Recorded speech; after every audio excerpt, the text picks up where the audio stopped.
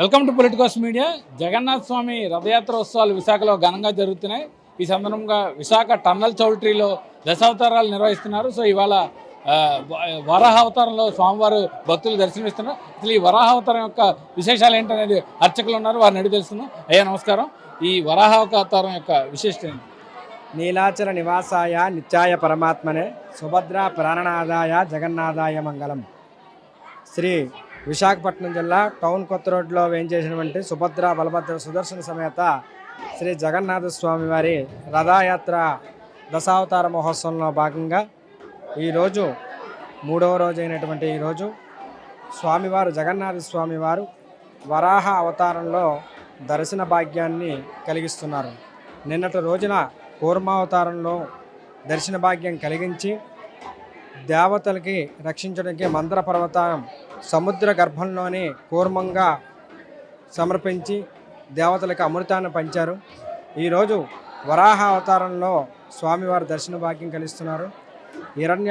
హిరణ్యాక్షుని సంహరించి భూదేవుని కాపాడి ఈ యొక్క అవతారం మూడో అవతారం ఏంటి వరాహ అవతారం స్వామివారిని ఈ యొక్క వరాహ అవతారం అవతరించారు.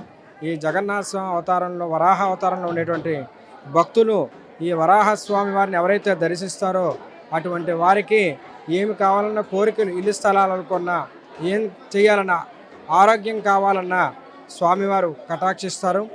ఈ దేవతలకి సంవరించిన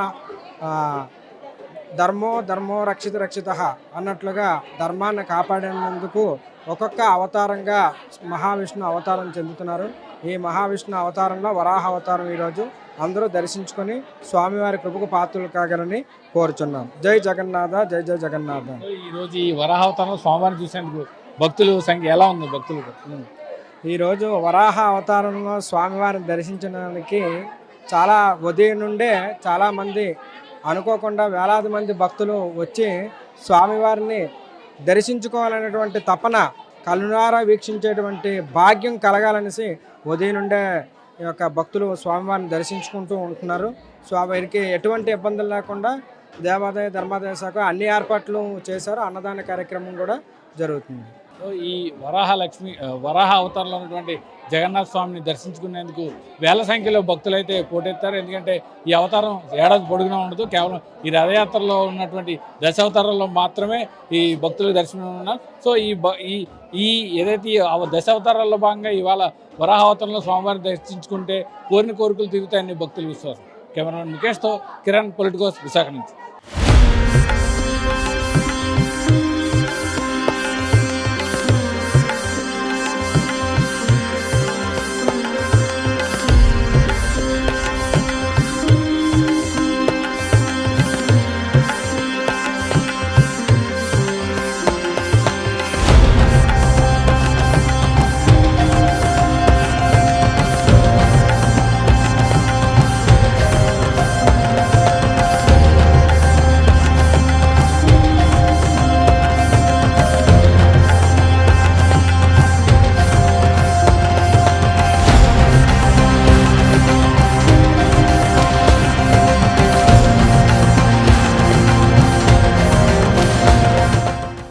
Please subscribe to the channel and download the Politicos app from the links in the description.